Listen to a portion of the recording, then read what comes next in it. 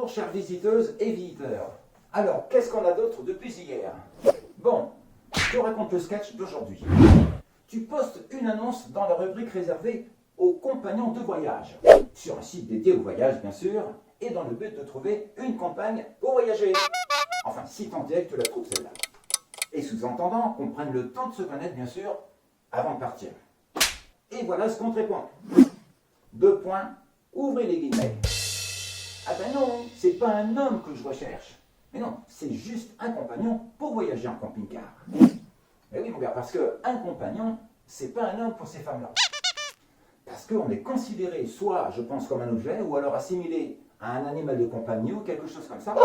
Et puis alors cette réplique-là, on la trouve souvent dans les réponses d'annonces. Alors attends, c'est pas fini. 9 fois sur 10, quand c'est pas plus, on te répond ceci. Mais oui, bien sûr, il n'y a pas de problème que ton voyage m'intéresse. Pas de souci. Je veux bien voyager avec toi et même pendant des mois.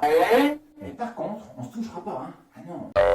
On pourra même dormir dans le même lit si tu veux, mais sans se toucher. Ah ben puis oui, parce que surtout on fera pas l'amour, tu comprends? Non. Et parce que quand on est compagnon, c'est que pour les balades ou les visites, et puis c'est tout. 2 points, fermez les guillemets.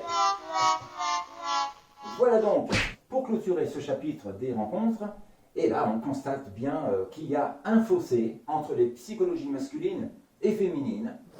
On constate aussi avec regret que souvent, quand on se parle entre hommes et femmes, ben on parle à un mur en fait. Et on ne peut absolument pas se comprendre, parce que le mur, lui, il ne te répond pas. Et en avançant dans le temps et avec l'âge, le différentiel est exponentiel. En fait, c'est de pire en pire. Ce qui paraît rationnel, en fait, pour l'un, c'est illogique pour l'autre. Et inversement. Ce qui semble être une évidence pour l'un est une contradiction pour l'autre. Quand l'un est dans l'ouverture et dans le bon sentiment, l'autre est dans le refus et dans le désaccord, alors comment veux-tu que ça marche? Juste pas possible. Voilà donc où l'on en est aujourd'hui. Et je crois bien qu'on a vraiment perdu nos repères et le sens de la réalité, mais en fait c'est une question à militer vraiment. Et puis, la plupart de celles et ceux qui prétendent vouloir une relation soi-disant sérieuse, comme ils disent ou elles disent, mais qui agissent comme des fantômes, souvent ne savent pas ce qu'ils veulent ou ce qu'elles veulent. Ou bien, elles se jouent de tes sentiments ou autre chose. Bref, en résumé, ces personnes qui se disent sérieuses ne le sont pas tant que ça, et pas toujours intéressantes à fréquenter finalement.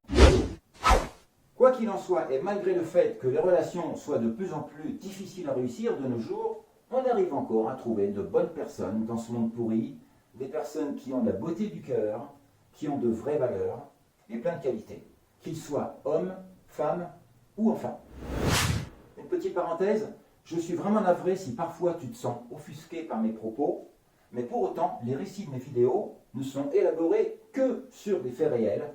Alors, si tu aimes mes vidéos, eh bien c'est tant mieux, c'est une bonne nouvelle. Si tu les détestes, eh bien je serai très content aussi parce que ça prouve que je t'ai bien remué la carte postale et que j'ai bien dérangé ton ego. Et d'ailleurs, c'est l'un des buts de mes films. N'oublie pas que tout cela n'est qu'une parodie. Il ne faut donc pas le prendre au premier degré. Et maintenant, je te donne rendez-vous sur la prochaine vidéo avec le voyage à Venise. Enfin, le voyage est un peu compromis, mais ça, tu verras. Likez et abonnez-vous si ça vous chante. Et à demain. Bisous. Ciao.